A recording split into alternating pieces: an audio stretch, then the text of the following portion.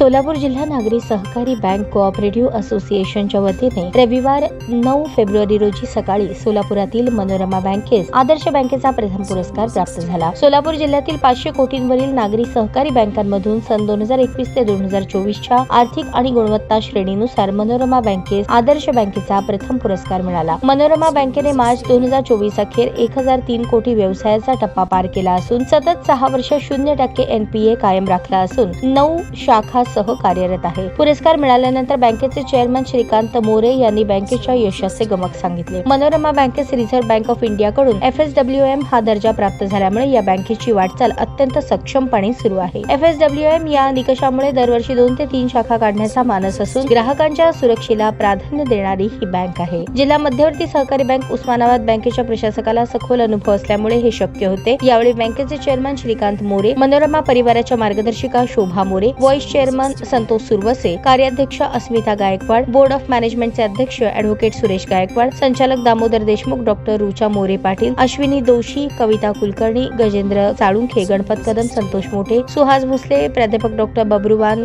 रोंगे, दत्तात्रय मुळे, प्रशांत शहापूरकर, विकास सक्री, बँकेच्या CEO शिल्पा कुलकर्णी तसेच बँकेचे अधिकारी कर्मचारी यावेळी उपस्थित होते।